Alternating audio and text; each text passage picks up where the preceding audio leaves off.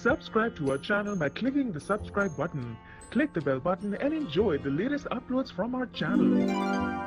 चाहे सारा संसार सुलग जाए मगर तुम दोनों पे मैं आंच नहीं आने दूंगी।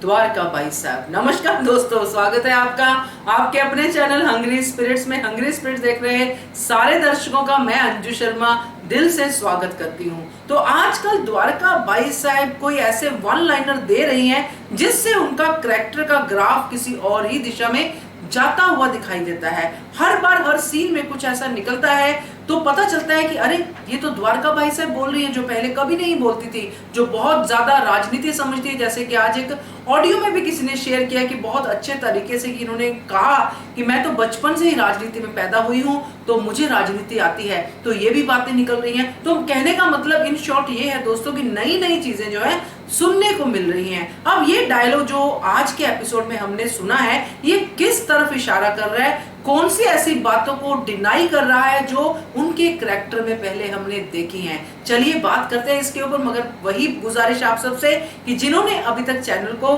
सब्सक्राइब नहीं किया है कृपया कर लीजिए। साथ में दोस्तों बेल आइकन दबाइएगा ताकि आपको हमारे वीडियोस के नोटिफिकेशन मिलते रहे। Thank you so much. तो ये डायलॉग जो मैंने आपको शुरू में बताया, आपने एपिसोड में भी सुना कि द्वारका भाई साहब सीता बाई की आंखों में आंसू देख के एकदम भड़क जाती है और उनके मुंह से ये बात निकलती है कि चाहे पूरी दुनिया सुलग जाए मगर तुम दोनों पे मैं आंच नहीं आने दूंगी, यानी कि सीता बाई साहब और उनके जावाई साहब। जी हाँ दोस्तों, तो ये ममता का भी एक तरह से कह सकते हैं कि एक हिस्सा है, क्योंकि ममता जब देखती है कि अपने बच्चों की आंखों में आंसू तो पूरा संसार जला देने को मन करता है।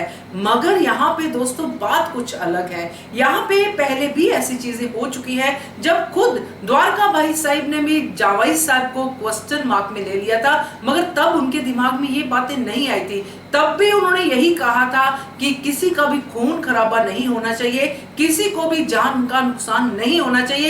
जैसे मैं चल रही हूं वैसे ही चलो, वैसे ही मैं अपने जवाई साहब को दिला दूंगी गद्दी और खुद बन जाऊंगी राजमाता और बेटी को बना दूंगी रानी।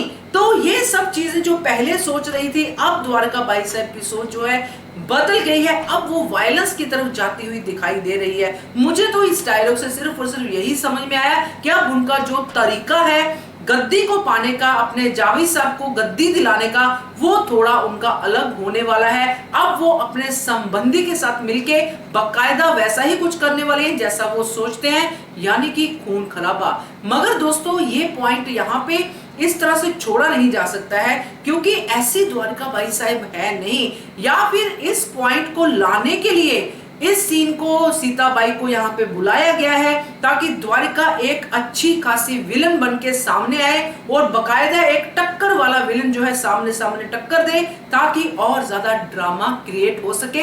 हम लोग जो सीरियल देखने बैठते हैं उनको और ज्यादा इंटरेस्ट पैदा कर सके। तो ये एक पूरा का पूरा लग रहा है कि जो स्क्रीन प्ले से पहले जो एक भूमिका बांधी जाती है वो बांधी गई है। अब द्वारका भाई साहब पूरी सामने आएंगी और ये जो डायलॉग आज के एपिसोड में है ये बनेगा इस पूरे द्वारका भाई साहब के एक अगले कैरेक्टर का ग्राफ। तो कैसा लगा आपको ये जान के, ये समझ के, मेरी चर्चा के बाद? आप भी अपनी राय दीजिए कि आप इस डायलॉग से क्या मतलब समझते हैं। वेट रहेगी आपके कमेंट्स की।